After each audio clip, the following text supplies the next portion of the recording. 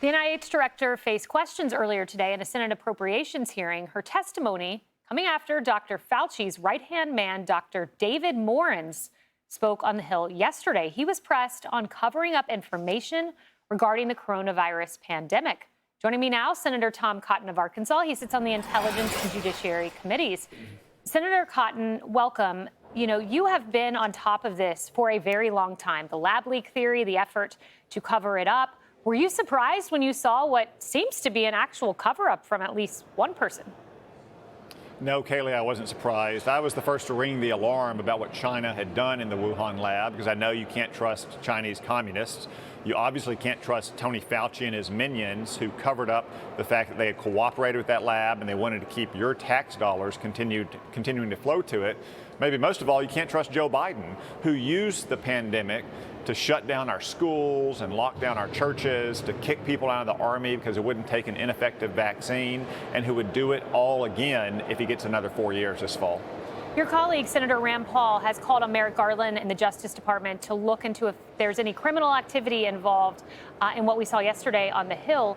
My question is if you think that will happen, because we are seeing outrage from House Democrats. So a lot of pressure on the DOJ, not just from Republicans here. Yeah, it does appear that potential criminal violations could have occurred of freedom of information laws, using private email accounts to conduct public business, in part to insult Senator Paul, who's done an outstanding job of conducting oversight hearings into Tony Fauci's wrongdoing. Yeah, we'll see if that happens. I want to move to another topic. Justice Alito, there's controversy, if you call it that, from the New York Times saying that at his beach house, he flew a flag called the Appeal to Heaven flag. This flag has a historical meaning. It goes back to George Washington, the Revolutionary War. It is based on John Locke's second treatise. John Locke, obviously a founder of the Enlightenment, someone widely respected. In fact, this became the naval flag in Massachusetts in 1776. What's the controversy here? Am I missing something? Yeah, Kayleigh, this is just another partisan smear against Justice Alito, because he's an outstanding justice who upholds the Constitution and the laws as it's written. He doesn't bow to left-wing pressure.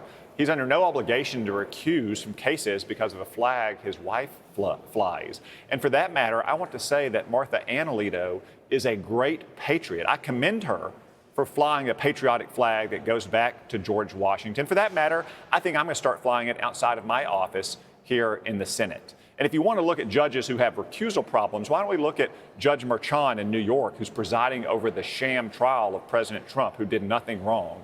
Not only is his daughter raising money off of the trial over which he's presiding for Democratic hatchet men like Adam Schiff, he himself contributed money to Joe Biden, violating New York judicial ethics rules. He's the one that should be recusing from cases, but you don't hear the Democrats or the New York Times demanding that Judge Merchan recuse from that case, because they want to weaponize the justice system against the president. And if they can do it to President Trump, they can do it to any Republican or conservative across the country. No, instead, the New York Times and Rolling Stone, they appear to be far more interested in Christians.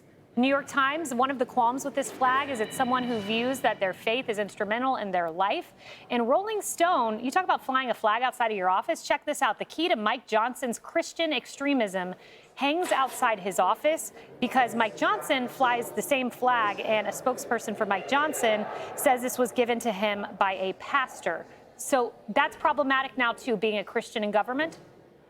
Well, for the left and for Joe Biden, yes, it is. I mean, his own Department of Justice has targeted, for instance, traditional Catholics who've been going to masses that they disapprove of. It's just another example of how Joe Biden and the Democrats have weaponized our government, used it against their political opponents like President Trump, and something that you expect to see in countries like Pakistan and Georgia, not the United States. And again, if it works with Donald Trump, they're going to do it to any American who believes in things like flying a flag that George Washington designed, or making an appeal to heaven for our country, which millions of Bible-believing Christians do every single day.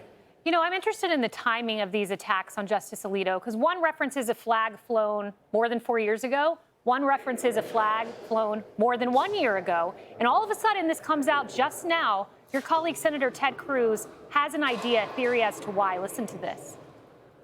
This is all about trying to delegitimize the court. The Democrats, almost every Democrat in the Senate, if they win, They want to pack the Supreme Court. They want to grow the Supreme Court from 9 justices to 13 justices. I thought the left respected our institutions. Is this really about attacking an institution, a third of our government? Kayleigh, the left has been attacking the Supreme Court for years since it's had a center-right majority. I think specifically why now? The Supreme Court is considering 2 cases, both of which affect Donald Trump and hundreds of January 6 defendants. The first case is a case in which the Supreme Court, I suspect, will find that presidents of any party have to have presidential immunity to some degree from criminal prosecution. That could shut down the cases against Donald Trump. A second case is about the Department of Justice under Joe Biden stretching laws to the breaking point to prosecute hundreds of January 6 defendants for crimes that are not really what Congress intended. Both of those cases are going to come down in the next month. I suspect the New York Times and Democrats are once again targeting Justice Alito because they want to undermine the court's credibility. I think you're spot on. I think they probably are not too thrilled that he authored the Dobbs opinion as well. Did they ever find the leaker? No, I guess they're not looking for that anymore. Senator Cotton, thank you very much. Thank you, Kayleigh.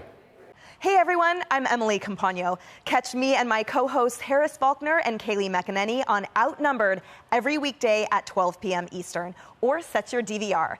Also, don't forget to subscribe to the Fox News YouTube page for daily highlights.